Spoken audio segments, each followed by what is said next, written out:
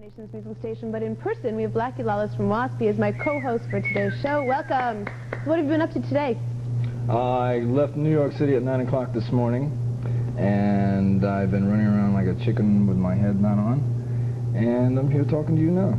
So now all the videos that we're playing in today's show are ones that you chose specifically. So we'll ask you a little bit as to why you chose each particular video, and we'll talk about your new album. Yay. All right. The new album, Headless Children. Is this another Blackie LAWLESS being a bad guy again? It's a very serious record. It's about serious subjects. I want the record to be taken seriously. And people, when they hear the idea of the Headless Children, they think, oh God, they're out lopping kids' heads off again. This is not about that at all. We took 2 years off to make this, and over the course of time, if you do what we've done and been where we've been and see the things that we've seen, you can't help but reflect or have it reflect in your music. I mean, the whole idea of the Headless Children was every time I would watch the news and I saw a plane loaded full of people getting blown up somewhere or some other catastrophe happening in the world, that's really what the Headless Children are all about. And I guess it's maturing as an artist. Are you succumbing to the pressure of people like Tipper Gore who are yelling and screaming about your lyrics? The PMRC, which sounds like a problem women have monthly, is, I want everybody to fall off their seats laughing now. They were using television as an electronic soapbox to spew propaganda, to create profile for a candidate, and it worked magnificently for them. They were never ever about censoring records. That's too simple. I mean, nobody really cares about that. I mean rock and roll never changed the world, nor will it ever. But were you not using rock and roll as your own soapbox, spewing off what you were singing about the, you know, women and the degradation of women, that kind of thing? No, it was never about degrading women or anything. I mean, we did a thing in the show where we used a girl on a rack, but it wasn't... Excuse me, you what? A woman on a rack. A woman on a rack. But it wasn't... Complimentary, perhaps? Well, come on, it wasn't, you know, a dig at women. It was, we thought it was theater. And I don't apologize for anything we ever did in the past. But the object of being an artist is to stir the minds of men. And I don't mean that as a chauvinistic remark. I mean mankind, or womankind in this particular instance. And unless you're doing that, unless you're saying something musically, lyrically, or you're touching people emotionally somehow, you are not an artist. You are a factory that makes records. Mm-hmm. And until you get to that point, then you are not an artist.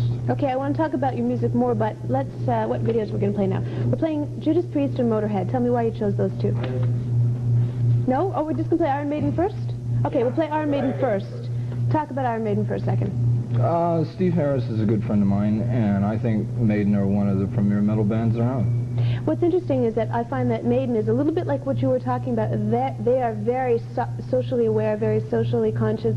When they do their shows, they make a point of talking about suicide and other problems troubling young people, the same people that you are directing your songs at. Well, let's hope somebody gets a message. Iron Maiden for you, how much music? Co-host here at Pepsi Power Hour. And so what did you think of, you know, the movie Decline of Western Civilization Part 2, Oh Look at the Face? Penelope Spheris directed this wonderful film on the state of metal. Oh yeah, it's wonderful. Now, let me just get, Chris Holmes' performance in that film was particularly sentimental. How did you feel about his performance? Penelope used to be a friend of mine, and when we saw it, there was two segments that were shot. There was a piece that he did earlier in the day, which was the part that was supposed to have been used, and then you have another section, which is what ended up in the film, of him goofing off in front of the cameraman. He was drunk. He was not drunk. I mean, when your mother is sitting next to you and you're lying in a pool, he thought that he was going to be entertaining for the camera, him constantly being on stage, right? And that's what happens when you goof off and you get caught. We tried to get it yanked from the film. Oh, really? And they gave us some jargon about how it had already been sent out and the prints were made. So thank God it wasn't Gone with the Wind or something where everybody could have seen it, because I mean, the message that we're trying to put across with this record now, that totally contradicts everything that we're talking about. I mean, but by the same token, you know, I mean, the only thing I want to say on this is get people to be a little bit more responsible for themselves, because if I want to go out and have a couple of drinks, that's my business. You know, I'm not going to change my lifestyle for anybody. But by the same token, I'm not going to get on a freeway out here somewhere and get in a car and go kill some man and his family. So if you're going to have a good time, just be responsible for yourself. Don't blow up the guy next to you. I mean, rock and roll's a great thing. You have a great time with it, but it's like the ocean. If you do not respect it, it will take your life. But at the same point, you are in the public eye, and if you go and have more than 6 drinks, whatever, because you're very tall, you need lots to get drunk, then, and if you go out in public, and people see you drunk, then you become a role model for people. So, and you have to be aware of that at the same time. You are a very big role model. Well, I would agree with that, but you also have to understand that the people that do what we do have our own lives. Let me say this, 95% of the people that do what we do don't realize the amount of responsibility that they have, because we don't think that we're special. We wake up in the morning and we put on our pants just the same way everybody else does, so therefore we don't think what we are saying is that important. But what happens is you do a television show, or some kid's out there in radio land somewhere, and he's listening to some rock god somewhere on the radio. He's believing every word that guy is saying. You know what's interesting is when I talked to you, now this is about 2 years ago, maybe even 3 years ago in our old building, you weren't as, perhaps, as responsible as this. You were still saying, well, yeah, I'm doing it. It's, you know, sometimes it's not so great, but it's not all that bad. You seem to have really changed your tune a bit here. Well, when you look back in your life, everybody has signposts in their minds that point them in certain directions. And when you, like I said, when you go to places we've been and seen what we've seen, I had a girl come up to me in London about 3 years ago. London, England? And she says, I want to thank you for saving my life. And I said, excuse me? She goes, yeah. She says, I was a really bad junkie. And she said, there was a line in one of your songs. We had a song in the first album called BAD, which had nothing to do with drug abuse at all. And there's a line in the song that says, it's the bloody fix you do. And she says, I interpreted that as being very unattractive as far as slamming junk. She says, and I was really bad off. If it wasn't for that song, I'd probably be dead now. And I thought to myself, whoop, whoop, whoop, can't be having any of that now. You know, that's too much responsibility. You know, I just want to get on with my life and have fun. I couldn't get it out of my head. And I thought to myself after, I thought, here we did this and we weren't even trying. What could we do if we tried? It's not the only incident where things like that have happened, but you can't, like I said, go on. I mean, we're going on our 6th year of making records right now, and everybody starts at 0 when they get a record deal, and they go around. Some make a full cycle of 360s, most don't. But if you're lucky enough to make a complete revolution, it's like you're starting all over again. I mean, I feel in so many ways like everything is brand new for us again. Well, aside from making records, what do you do in your spare time? Do you have any funny hobbies? I have no spare time. Come on, you don't have any hobbies? Well, no, I'm getting in the horse business now. I've got a couple of Arabian stallions. There are 2 of 8,000 horses in the world. And you're breeding them? Uh-huh. Blackie LAWLESS, horse pimp. That's great. We have a couple of videos here with motorcycles. No, with motorcycles in them. Are you a motorcycle? You'd like those. A motorcycle rider? I have a 57 Panhead Harley myself, yes I do. Are you a careful driver? I'm still breathing. Okay. We have Judas Priest and Motorhead. Why'd you choose these two? I think that the Priest video, just from a technical point of view of a video, is really well done. And we were talking about the rack a while ago. The girl that is the principal role in this was our first rack girl. Her name is Pam. Cut! Go to video now! Don't give him any more airtime. Jeez. Crap. LAWLESS is here with me, and we were talking about 2.5 years ago, you probably don't remember this, about roles that people play in music. And I was curious, do you consider your role to be the hero or the bad guy? I've been asked a lot of things, but I've been asked my underwear size, all kinds of stuff like that, never anything like that. Public's perception would probably be antisocial. But then again, that's the essence of rock and roll, too. Rock and roll is about going against the grain. You know, it's like, I go watch a band, and if they ain't got that curl in their lip, they ain't gonna make it with me. They gotta be bad to be good? Something like that. You know, that's very good. Yeah, you guys should do some more of those. Okay. What bands do you like? What bands have you been listening a lot to? We were talking about Living Colour a while ago during the break. I think they're an important band because of what they're saying.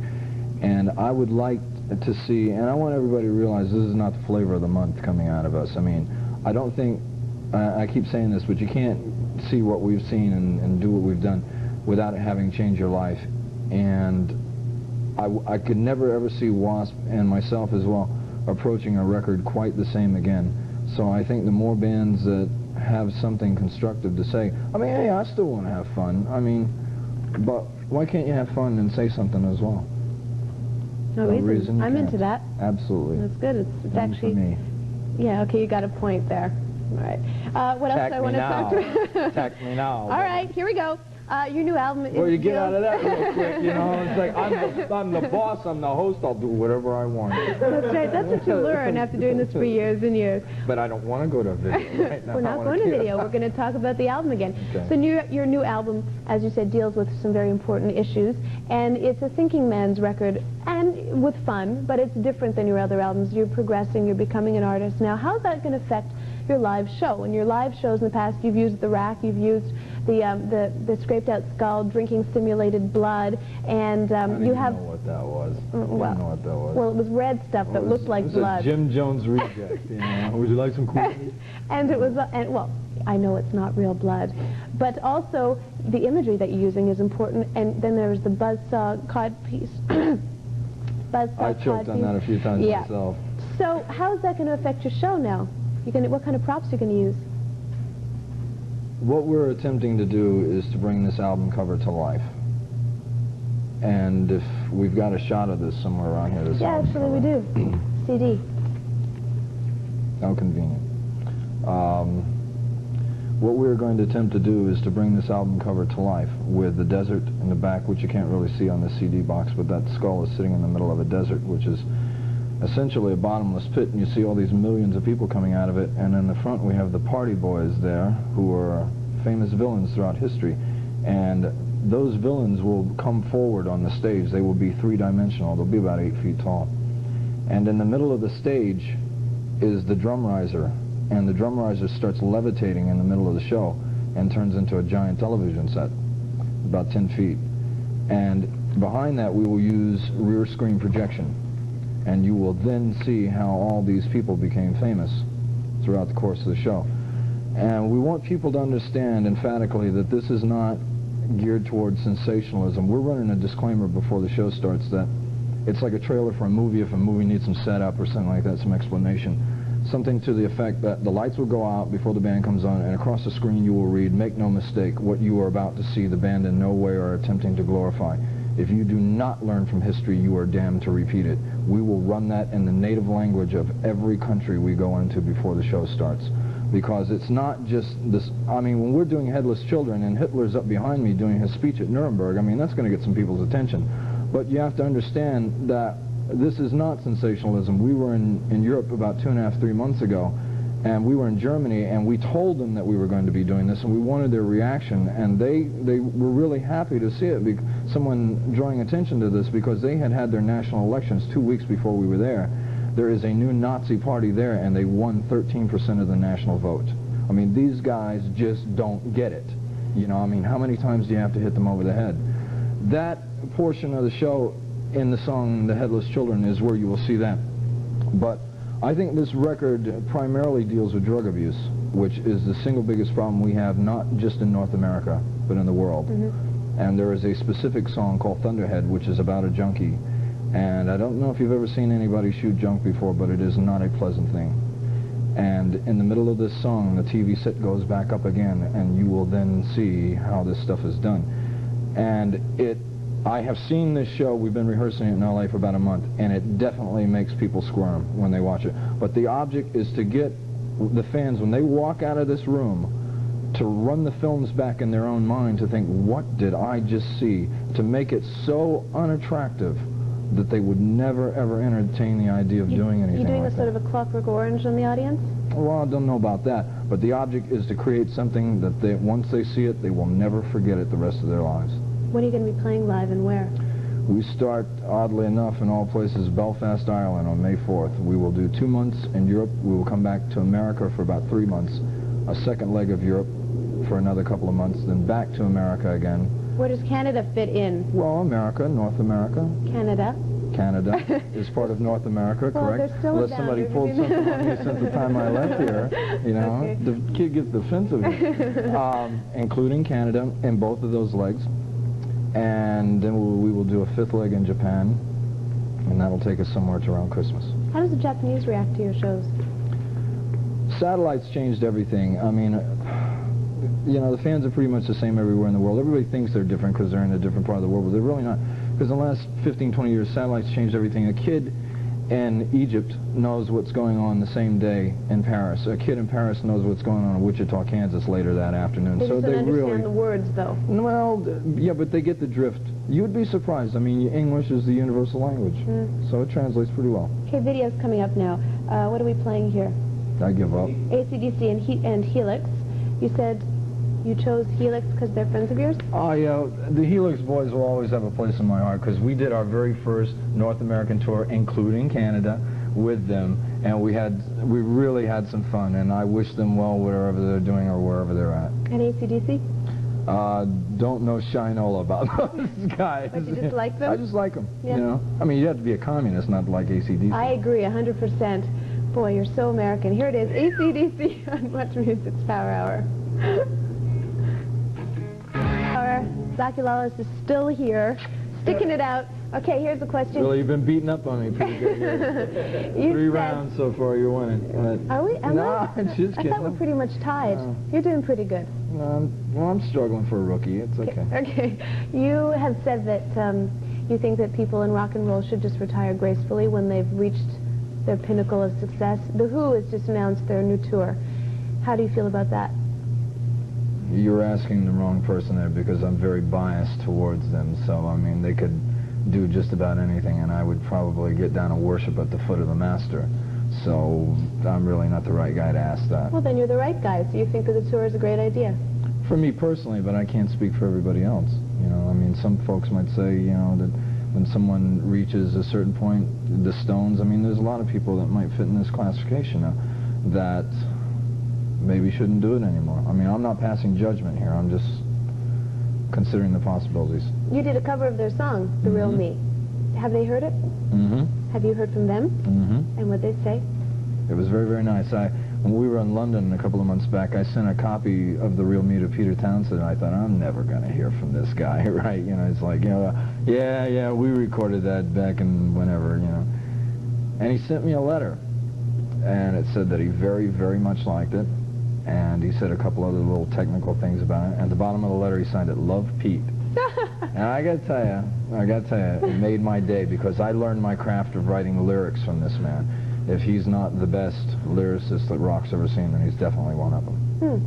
Very interesting. Now, he has changed his career from being a rock and roll. I mean, you know that he's admitted that he's almost deaf now. Yes. But, so he has gone more away from rock and roll, and he's become an editor at Faber and Faber. He's working a lot. Well, he's been doing that for quite some time. Working in the literary world, and now we hear that you are thinking of entering the political world. Something about a senator? If I thought that I could do somebody some good, then I would. I mean, I made that statement a few months back about wanting to become a senator when I wasn't playing music anymore. And the problem is that if you're going to help John Q. Public, you're going to have to ruffle feathers to do that. And usually those feathers belong to a very big bird. And I'm not talking about Sesame Street now. I'll give you an example. The Kennedy brothers, who I believe believed in what they were doing, regardless of the background that they came from, I believe that they were very conscientious about what they were trying to do. The problem is they went after men who had entire armies behind them. And the Kennedy brothers had briefcases. And the problem is that bullets go right through briefcases. How does that affect you? You're afraid of being shot? I've been shot at twice. And angry boyfriends? No. I mean, the reason is not important. It was band related. We were performing once, and once we were doing a location photo session. And I've had more death threats than I can shake a stick at. And now, who is this? Angry parents who don't like the music I have you're no playing? idea. If that were the case, and we knew, the FBI wouldn't have had to come to live with me for about a month, 3 years ago. So, I mean, you know, it's like, who's running this asylum now? The inmates, you know? Taking all that into consideration, I mean, I live in a state where we had a real, honest-to-God, rock and roll governor out there when I first, I mean, the guy was sleeping with a rock star, you know, I mean, in the governor's mansion out there. It was really cool. And the guy was really genuinely trying to help people, and because he upset big business, they drummed him literally out of politics. So because of that, you think because big business wouldn't necessarily be on your side, you have no chance? I could never, I'm not saying that I couldn't have a chance. I could not compromise my beliefs and live with myself. I just couldn't do it. And when you don't compromise, if you don't bend, you break. And I don't want to end up being a martyr for anybody. I mean, I'd like to help a lot of folks, but I don't want to die in the process. Fair enough. Okay, a couple more videos. Sword, we have the album here. And would you like to show the album? There's Sword. Now, have you heard this band yourself? No, I can't say as I have. But you're interested in Canadian product, and this is the latest. It's a brand new video. It's called Sweet Dreams, and it's a very lovely album cover. Skull with snake going through it. Do you like snakes? Yeah, they're tasty. Good. And Tastes Ozzy, like chicken.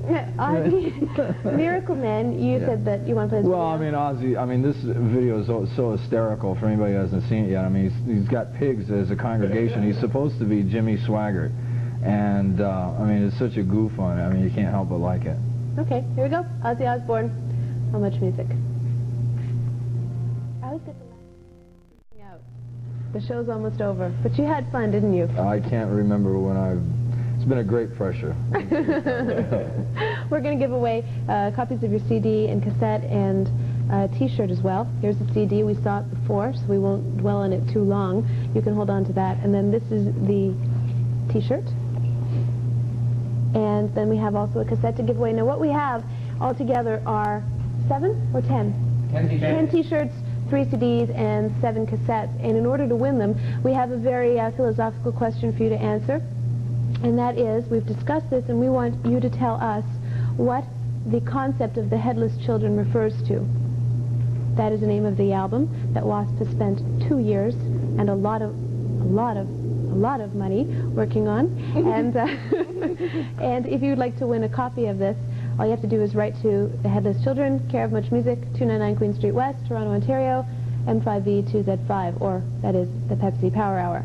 So get that in there, and we'll be sending the top 3 answers in. The ones who are most philosophically correct will receive the CD and a T-shirt, and all the rest of you will receive, who get the answer correctly, cassettes. So that's it.